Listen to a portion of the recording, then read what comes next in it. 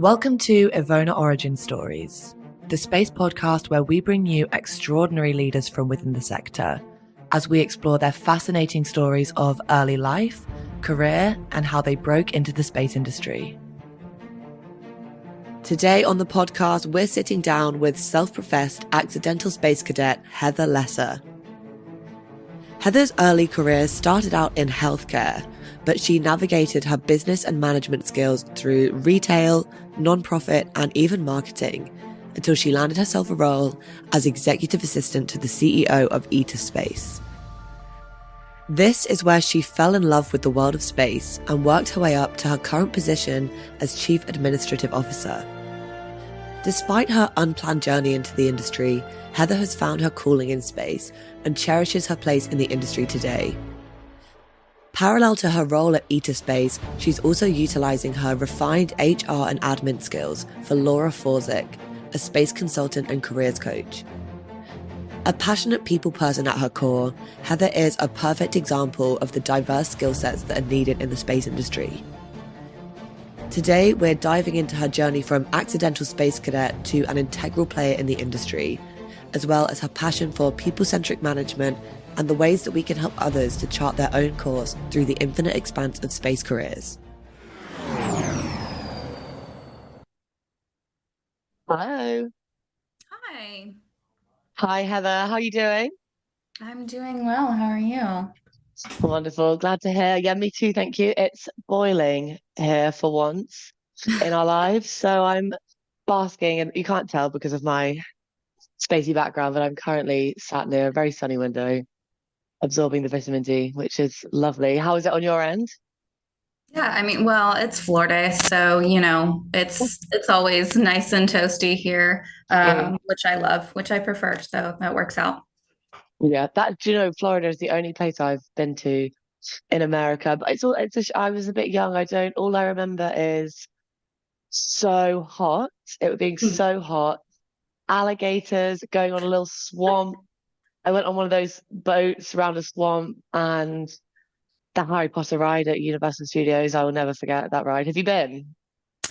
Yeah, I have. I'm a pass holder to Universal and Mm. to Disney as well. That's just kind of, Florida life as well. But yeah, Oh, well, next, if I'm ever back, I'll let you know and we can fast track and we can have a couple goes on there. yeah, let's do it. That sounds like a plan. I'm really excited to be kind of speaking with you about this today. I've seen on your LinkedIn, I know about kind of what you do, and I know you call yourself an accidental space cadet, which Hmm. me too. Okay, And I great. love kind of, yeah, it's great. I love kind of talking to people that have that similar story because it's really kind of the essence of the podcast is to kind of, demystify space and show people how accessible it is and also to kind of shine a light onto this. There's so many different routes into the industry that, don't necessarily require a science, technology, engineering, or maths degree, but you can use your Mhm. skills to contribute to that industry without necessarily having to have such a technical knowledge, which maybe you do have. I guess we'll find out as the conversation goes on. Yeah. Yeah, I definitely came in with a very unorthodox approach. So that's for sure.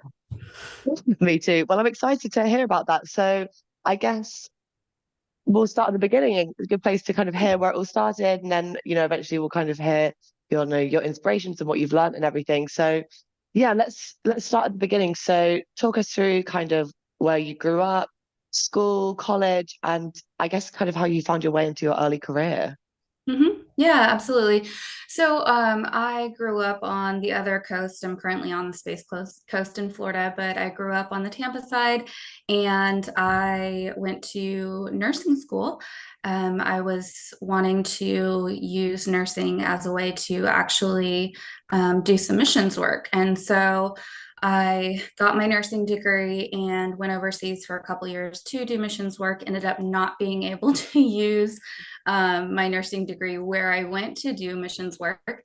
But that was just a 2 year set time for that job, for that position. And then when I came back stateside, we were still reeling a little bit from the economic downturn in 2008. I came back in 2010, but I actually could not find a nursing job, which I know sounds crazy. Everyone says you'll never be without a job, but lies. So I couldn't find a nursing job, and I just took a part-time just above minimum wage position at retail, a seasonal position, because I needed to do something. And so I did that and ended up enjoying it quite a bit, got recruited out of there with another retail company, had some experience in management there. And then from there, learned about a nonprofit who was looking for someone to do some development, donor recruitment, and relations work. And I really loved the mission of the organization, and knew that I could do the work, and was a bit eager to get out of retail at that point in time. I kind of had my fill of retail, so I made that pivot then, and then went into marketing and communications and donor relations and that whole world. So that was quite the shift. And then in the midst of the pandemic, found myself unemployed and decided that I wanted to move back, because I was in Oklahoma at this time. I've been wanting to move back to Florida for quite a while. And so I just put my house on the market. I was like, well, there's nothing holding me in Oklahoma anymore, and moved in the middle of the pandemic. And I was unemployed, and that was difficult as well, finding any position. So obviously at that point, I was looking for just about anything that would align with my skill sets. Someone introduced me to the CEO of Eta Space, and I met with him, and the work itself was fascinating. I was like, this is so cool. This will easily be the coolest thing that I have ever been involved in.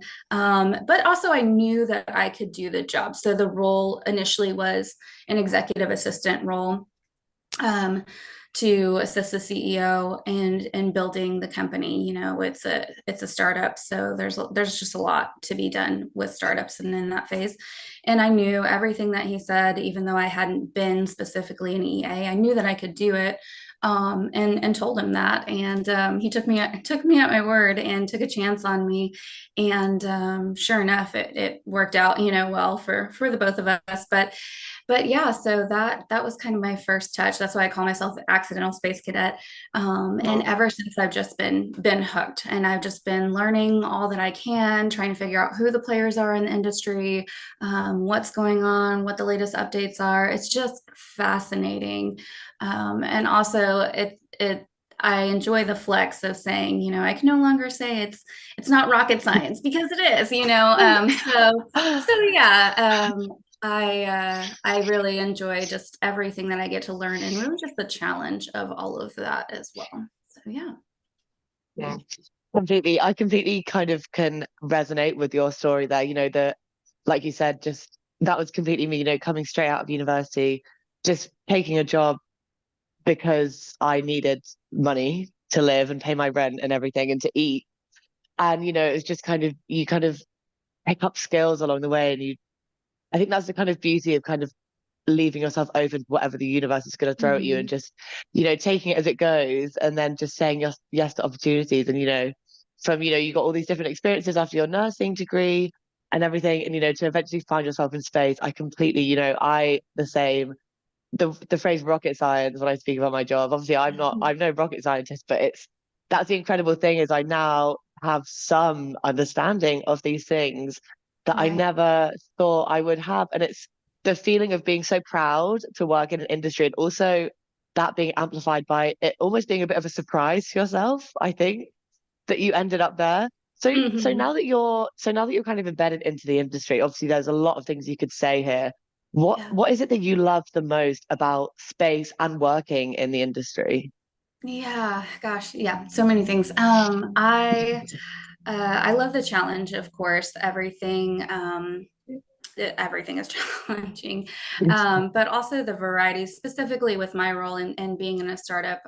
Again, wearing different hats, but I never, there's always something new to learn, which is great. And getting those varied experiences as well. The more different things that I have to do, the more that I learn. But space specifically, we have very just now like begun to hit the tip of the iceberg of the vast array of everything that exists in space and the benefits to us. And we've already, gotten so many benefits from space. So just the concept that there's just untapped resources, untapped experiences, untapped adventure. I really that sense of wonder and of discovery, I think that's what makes us human, right? Like that's one of the things that separates us. And yeah, like that, to have that thought of we can go farther, we can do more, we can explore more, we can discover more, and we are only limited by ourselves and what we have to work with at any point in time. And if we can figure it out, then we can continue to go and continue to learn and grow, and just discover more things. And we'll never fully know, all that there is to know about our universe. And so, so just let's keep finding out what we can and how to better utilize what we have, that are now, we know we have access to these resources. So how can we now better utilize those to, benefit us here and now? You're completely right there. I completely agree with you that, it's the shared sense of kind of wonder and magic that the space industry kind of holds, and, kind of setting the boundaries of what's possible. And I really like you're saying that we're only limited by ourselves, because that makes me think, when we're talking about the expansion of the space industry and all these different like collective skills that we need, and these diverse skill sets that, do really go, they obviously STEM is so important, but they do kind of go beyond that. And as as two people that are saying that we accidentally got into the industry, I can't help but, it makes me wonder how different could it be if we'd have maybe, when we were kind of younger and at school, had a different exposure to kind of STEM industries and, the space industry and the different paths available into it. Because really one of the main the reason we really started the podcast is to make space accessible for everyone and to communicate the accessibility of space, which it's completely changing now. Obviously, people are taking different attitudes to STEM, but historically that's not really, it has kind of been lacking there. And the whole essence of, promoting STEM outreach and, inspiring children is to make sure that the sector has the skills and the talent it needs to, as we're saying, continue to explore and discover the untapped miracles that are just happening up there, that are just within our reach. So kind of on the topic of this, what do you think when we're speaking about, trying to impact change at younger levels with kind of STEM initiatives? What do you think we need to be doing differently to, to ensure that we're inspiring children and young people and the next generation that are going to fuel the sector in so many ways?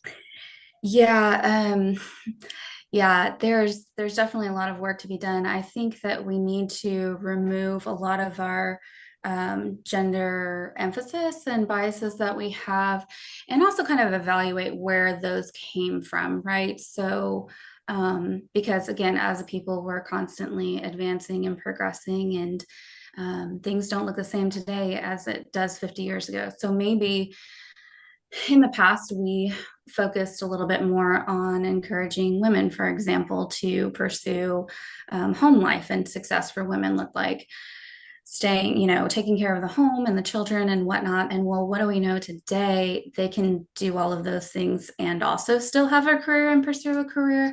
And that doesn't take away from them. So I think we really need to look at the messaging. How are we speaking to kids?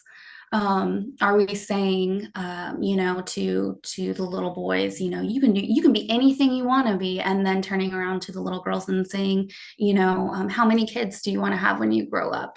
And so, and again, that's nothing to knock motherhood or say that not to do those things, but the focus is, should be more along the lines of, you can also do anything. Motherhood is just one part of that.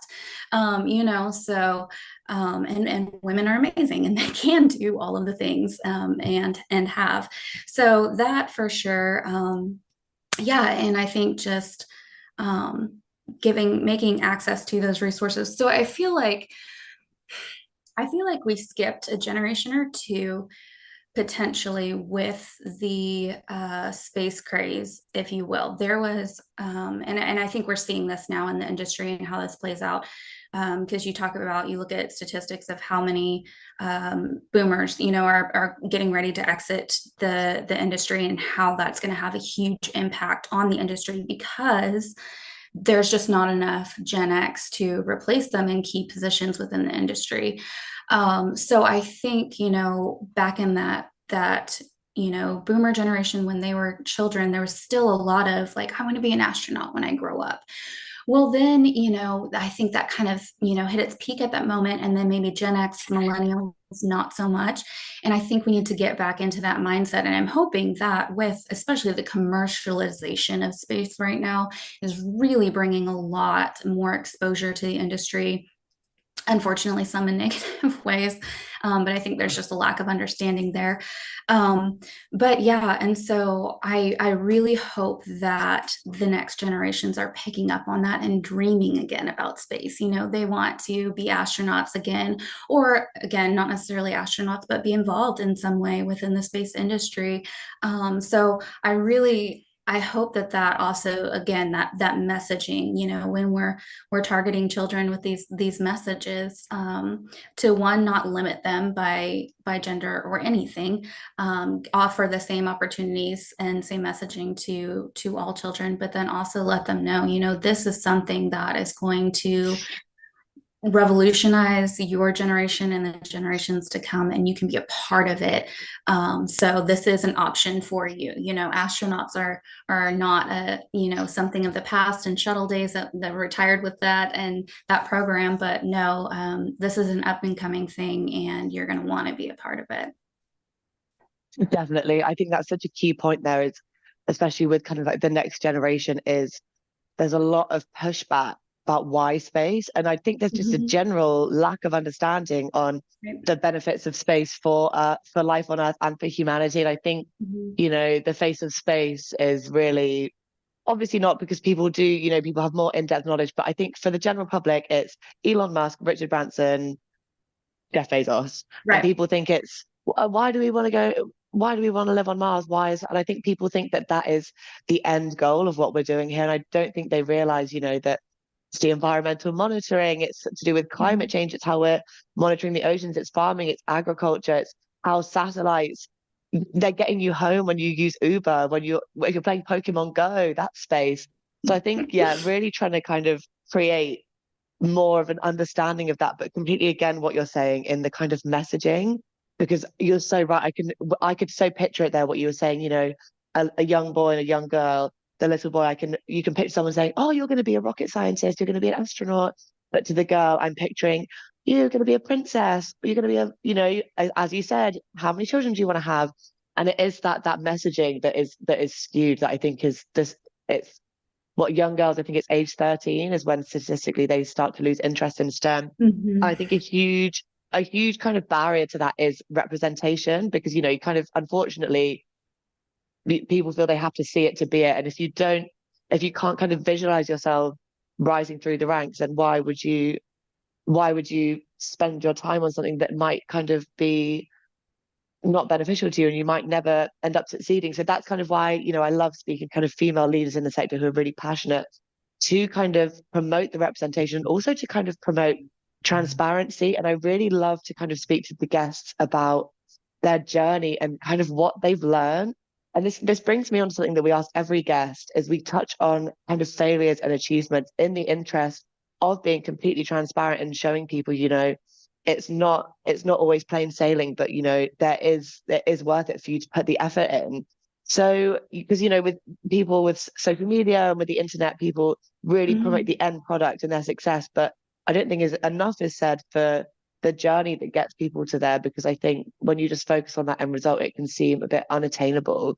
So kind of in your kind of unique journey that you've had so far, what would you say your biggest failure / learning curve was? And then obviously what you did learn from that, and then on a more positive note, what's your biggest career achievement to date? Yeah. Yeah. So I debated on whether or not I actually wanted to be this transparent and share this. But I decided to go ahead and do it. Mainly because like you said, I think it's really important. I'm hoping that this will encourage someone out there. So as far as failures and I think failures in general too, I think we frame that a little bit incorrectly. When we say failure, it makes us feel like the whole experience was bad, right? And usually Mm. when we say failure, we're talking about, oh well, it didn't turn out the way I wanted or it ended bad. So we can have an experience and learn so much and grow from it and have a lot of wins along the way, and then it just end a certain way. And so that doesn't mean the whole experience is pass fail. But saying that, so career wise, I think what sticks out most to me and one of my biggest what I consider failures is I was actually fired from a job, and I can only, like, now having time and distance, I'm only able to speak about it now, having some space away from that. But yeah, like I just thought that that was going to be a death sentence for my career. No one was going to want to hire me, and they're going to ask why I was fired and all of these different things. And it did take some time mentally to recover from that, to evaluate the situation, to say, what went on here, to take what takeaways I could from that I knew, okay, there's something in this that I need to learn and grow from. What can I focus on that I know I can do better at this in the future? And then there were other parts that I just had to let go and honestly just say, that actually isn't helpful and is not worth taking in, and I can't let it affect me, and become a way that I view myself. So, and honestly, again, one reason I share this is because I saw a prominent figure on LinkedIn share her story about being fired, and it just made me feel so seen and realize that it's not uncommon. This happens all the time. And it shouldn't be a setback even. It is what it is. It's a growing and learning experience. And I just had to move on from it and press on. And it hasn't impacted. It didn't stop my career. It didn't, halt anything. It was a point in a moment where me and that company no longer aligned, and that was fine. And yeah, so I just want to encourage anyone out there that to have a significant setback, whether that be, terminated from a position or whatever else it may be, that doesn't shouldn't define your career. And there's just so much more out there. There's so much opportunity, and how you handle that will say more about your career and its trajectory than the actual occurrence. And then as far as achievement goes, I I don't know that I would point to any one particular achievement. I have succeeded in just about every role, whatever success looked like for the individual role. Um, so I've had successes all along the way. I think rather than a specific moment to point to, I am just really proud of my determination in general and how I have had to pivot and change course so many times, how I've been able to do that, how I've been flexible, been able to adapt. And again, this brought me here, now to a position in the space industry. And I want to stay in space. I know now, whereas before I was in survival mode a little bit, just trying to do what I needed to do to make it. Now I've found something that I really truly love, that resonates with me, and that I want to continue pursuing. So yeah, and kind of in that mindset, I would say that my greatest career achievement probably is yet to come. And so I can't even imagine what that will look like when it does happen. Then in that case, it's going to be pretty amazing. So positive. I really love that, and I love kind of your biggest success. I love that the best is yet to come. You don't, I love that, and I love kind of you kind of attributing your determination to your, your greatest success, because that is such an asset to yourself as a person. And, the way you kind of take on your professional and your personal life, which all attributes to your end success. And I really appreciate you sharing your learning curve story about being fired, because I think that's so key to kind of be vulnerable in that way. Because as you said, it happens to so many people. Oftentimes, it's through no fault of their own. I have quite a few friends recently who have lost their job, absolutely because of differences with the company, or because the company wasn't doing so well. And I think it's so easy to label that as rejection, and I failed, and I'm ashamed, and this is a failure of mine. But it's an opportunity to grow, and it's, if it's not, I think it's really important to just kind of take things as they come. And I just, try and think, okay, so this isn't for me. There's something next for me. And if you're not aligning with the company, that's detrimental to both parties. Don't stay at a company for the sake of having a job. You wouldn't Mhm. stay through absolute thick and thin if it wasn't benefiting you in any way. So I don't think it is a complete loss at all. And look at where you are now. And if you Mhm. had, you could still be working in that job, and you could still not be aligned with it, but you could still be doing it because the paycheck came every month, and it's where you go 9 to 5, and that's kind of your routine. But sometimes leaving a job for whatever reason, if it was of your own accord or not of your own accord, that is absolutely room for growth and making space in your life for something incredible to happen. So I think, yeah, I really appreciate you sharing that. I think a lot of people listening will kind of be breathing a sigh of relief. And as you said, feeling heard. Because I've seen a lot of these big people, these big figures and CEOs on LinkedIn sharing these stories. And when they get, when they're transparent and vulnerable, it's so incredible. And you see the reaction from their networks of people saying, I have been so ashamed, something like this happened to me. And I've been keeping it to myself. And it's just really important, I think, to kind of, as I said, to kind of be transparent and share these stories and let people know that you're not alone, and it's not the end, it's absolutely not the end of the world. And the best is yet to come, which I think Mhm. I really loved your answer for that. Very positive mindset. I really appreciate that. So kind of in the same arm of kind of, giving pieces of tangible advice and talking about, making your way through your career journey. This is my penultimate question. Well, it's a two-parter. So this is my final question for you. Um, we like to round off to give, some pieces of advice, something for people to go away and act on and really think about. So in the years that you've kind of been pursuing your career, specifically when you've been transitioning into space, what what has been the most useful kind of resource that you've utilized, if that was a program or a course, or oftentimes I find this is a mentor or a person people have worked with along the way. And then just to finish off, what advice would you give to someone who is either from a technical or, very importantly, a non-technical background, who is looking to enter into the space sector? Mhm. Yeah, sure. So I think being a self learner is huge, and that's something that I've always kind of done in wherever I've been.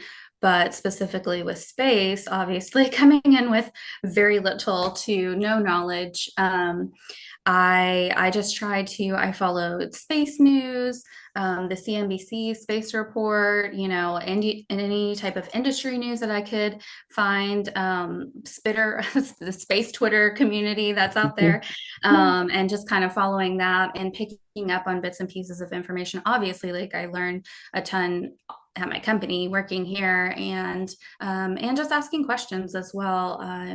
I my boss is an engineer as well, right? So he is all too happy to talk about, in anything technical. If you ask him, he'll talk all day technical things with you. So even just taking time to be like, well, what is that? What does that mean? What does that do? Not being afraid to ask those questions and being curious. So yeah, so just really trying to access as much content as I can. EVONA has been really great at that as well. This is why I'm a little bit of an Thank you. EVONA fangirl, and I follow you guys so much because the material, the content that you put out is amazing. And I think, going back to the issue with the public and messaging around space and the purpose of space, the only way to combat that is education, right? So it's vital that we put that material and that information out there. And then also being an HR department of one, you guys give so many good resources for prepping people on interviews, which is really important, and just all kinds of stuff. So that's why I follow you guys so much and get a lot of my content from there as well. And then I for others, to get into the industry. I would say the same thing, look out industry news, always just see what's going on, find the major players, stalk your favorite space companies, follow them on social media, check out what's going on with them and their press releases and updates. And if you're looking to get into the industry, especially if you are coming from outside the industry, you need to be intentional about how you engage the industry, right? So this means it's really important that you follow space companies. If you're interviewing with a space company, I would think bottom line, you'd want to be following that company at the least, because that matters. That shows interest. If I'm looking at someone's LinkedIn profile and I see that they follow us, that's just a little bit more encouragement that they actually are interested, right? And it isn't just a job that they're trying to fill. So yeah. So following companies, and then you need to know a little bit, do your research, right? So you can tell, and I always ask whenever I'm interviewing people, I always ask, well, how did you find us and what do you know about us? And it's okay if you just found us on LinkedIn and saw the job and then thought it was a cool, that's fine. But if you give me a one-liner off of the website and that's the bulk of what you can tell me about the company, then yeah, like I'm gonna, wonder, like, how interested are you in us or in working in the space sector in general? And especially if you're not that's familiar with the industry, like, do your research, look into these things and make sure that you've done all the work that you can. I recommend, someone to help you, a career coach with those things. So just be a learner and be curious and find out all you can on your own. When you hit that limit, go find someone else and start asking questions. Because I guarantee you, most of the space geeks in the industry will want to tell you more about it. They live for it, So yeah, just get curious and ask questions. Completely. That is such a good piece of advice, I think, for your kind of like closing comments. And I think that is so key, such a key message is you don't have to be an expert in the subject matter. You just have to be passionate and determined and show a keen interest. Because I've interviewed people and I said, oh, what do you know about us? And I've had people not even lie. And I thought you could have at least tried to lie to me. And they said nothing. I said, oh, did you not look at the website? No. Okay, see you later. It really shows if you don't have that passion, and especially when it's space, as you said, how passionate everyone is. It's just going to show if you're not. It's going to show if you're not truly passionate. It's going to equally, if not 1,000 times more, it's going to shine through if you genuinely have a passion. That was me in my interview at EVONA. I went, by the way, I don't have any science, technology, anything really in my background, but I love space. I love what you do. I love X, Y, and Z thing that you did. And I was reading about this, and they said, that's all we could ever really ask from you. And I really love the phrase, engage intentionally. I think that's really, really important to be a self-learner, ask questions and engage intentionally, and keep in mind the end goal and kind of follow your passions. And like you said, absorb as much as you can from the people in the industry, because they want to share that with you. And also, thank you so much for those lovely words about EVONA and the content that we put out there. Yeah. We really, thank you. That's really sweet. We pour our heart and soul into them.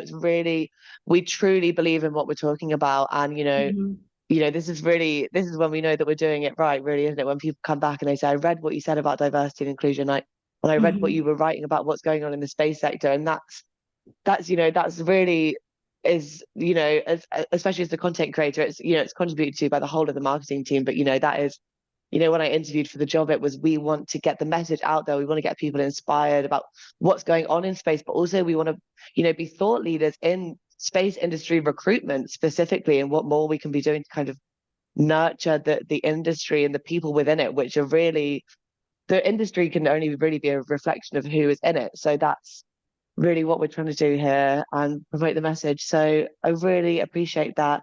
And Heather, I really appreciate you taking your time to speak with me. I've really enjoyed speaking with another accidental space cadet. It's been really great. And I've just really enjoyed talking with you about this and kind of, about getting your thoughts and on kind of your journey and what you've learned and the advice you have for people. I think that's really good advice for anyone listening to, go away, follow anyone that you're interested in. And you never know, they might remember you. If you connect with someone on LinkedIn at a big company, your name might stick in their mind one day, and maybe one day you'll be sat across from them at a table and you'll think, oh, and when I connected with you on LinkedIn after I listened to that EVONA Origin Stories episode. Yeah. Yeah, thank you so much. And again, for the work that you all do, you really are on the front lines of that work. And I just appreciate it. I appreciate your advocacy for diversity, especially. All of the work that you all do is amazing. So thank you.